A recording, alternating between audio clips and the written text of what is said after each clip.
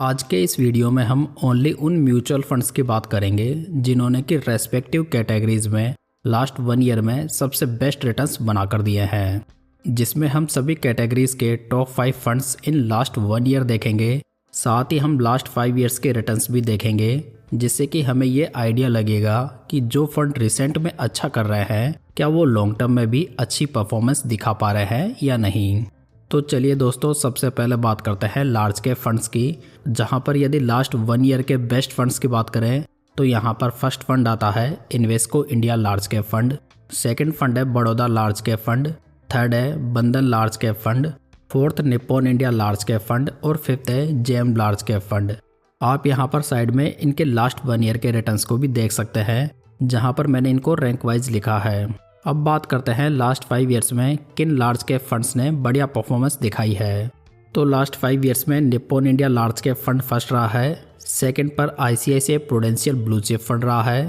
Third पे Invesco India large cap fund है, fourth JM large cap fund है और fifth Canara Robeco blue chip fund है। तो दोस्तों, आपको यहाँ पर लार्ज कैप में इन्वेस्को, निप्पॉन और जेएम के फंड 1 ईयर और 5 ईयर्स दोनों के टाइम फ्रेम में देखने को मिल जाएंगे, मतलब कि इन फंड्स के रिटर्न्स में अच्छी कंसिस्टेंसी है। नेक्स्ट बात करते हैं large and mid cap funds की। तो इस कैटेगरी में लास्ट 1 ईयर में फर्स्ट रैंक रही है Motilal Oswal large and mid cap fund, second है Invesco India large and mid cap fund, third है एचएसबीसी, फोर्थ है बंधन कोर इक्विटी फंड और फिफ्थ है Baroda large and mid cap fund. वहीं पर इस कैटेगरी के लास्ट 5 ईयर्स के बेस्ट फंड्स की बात करें तो इसमें Motilal Oswal large and mid cap fund आता है, सेकंड पर quant large and mid cap fund है, थर्ड पर बंधन कोर इक्विटी फंड है, फोर्थ पर UTI large and mid cap fund है और फिफ्थ पे HDFC large and mid cap fund है। तो इस वाली कैटेगरी में ओनली मोतीलाल ओसवाल और बंधन कोर इक्विटी फंड ही सेम है,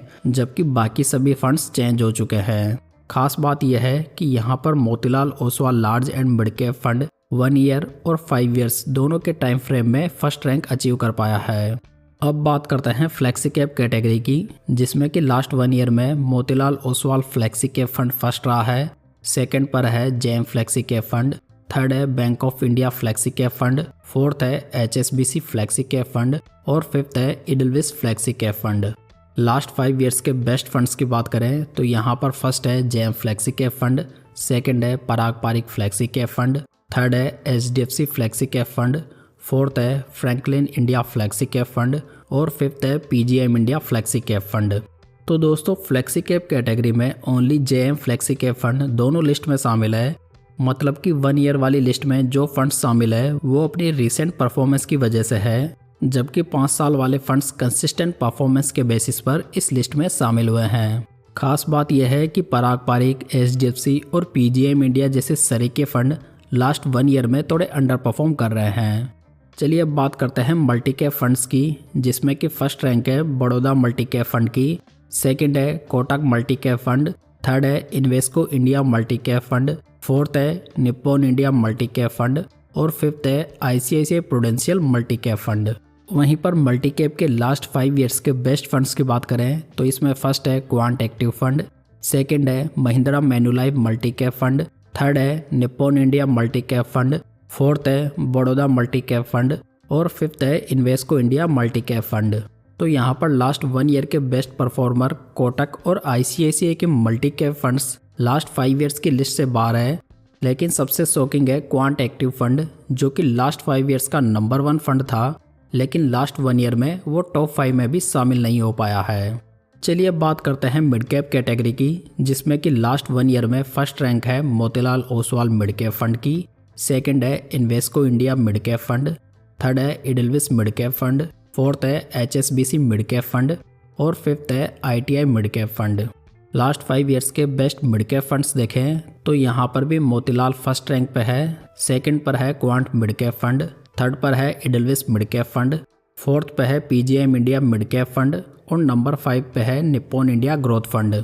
तो मिड कैप कैटेगरी में भी ओनली मोतीलाल और इडलविस के फंड ही कॉमन है, जहां पर एचएसबीसी और आईटीआई जैसे mid cap fund recent 1 year में बढ़िया परफॉर्मेंस दिखा रहे हैं। चलिए दोस्तों फाइनली बात करते हैं स्मॉल कैप फंड्स की, जहां पर लास्ट 1 ईयर में फर्स्ट रैंक रही है बंधन स्मॉल कैप फंड की, सेकंड है LIC small cap fund, third है ITI small cap fund, fourth है Invesco India small cap fund और नंबर 5 है टाटा स्मॉल कैप फंड। यदि लास्ट 5 ईयर्स के बेस्ट स्मॉल कैप फंड्स की बात करें तो यहाँ पर फर्स्ट आता है Quant small cap fund, second है bank of India small cap fund, third है Nippon India small cap fund, fourth है Canara Robeco small cap fund और फिफ्थ है एडलविस स्मॉल कैप फंड।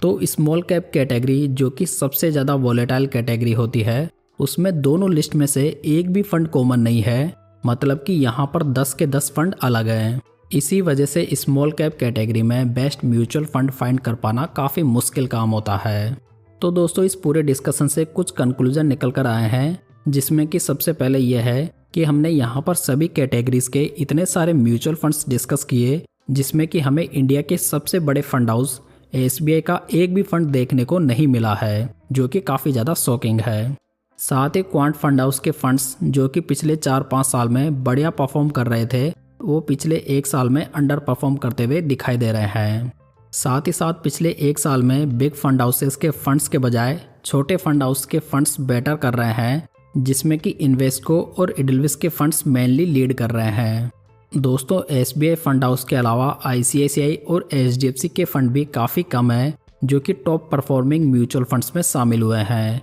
कुल मिलाकर यदि देखा जाए तो इस वीडियो का कंक्लूजन यही है कि कोई भी म्यूचुअल फंड कंसिस्टेंट बेसिस पर बेस्ट म्यूचुअल फंड नहीं रह सकता। तो दोस्तों ये थी आज की जानकारी, आपको ये कैसी लगी आप कमेंट करके बता सकते हैं। साथ ही वीडियो अच्छा लगा हो तो इसे लाइक, कमेंट और शेयर जरूर कीजिएगा। साथ ही इस चैनल को सब्सक्राइब जरूर कर लीजिएगा। तो चलिए दोस्तों फिर मिलते हैं किसी नई जानकारी के साथ।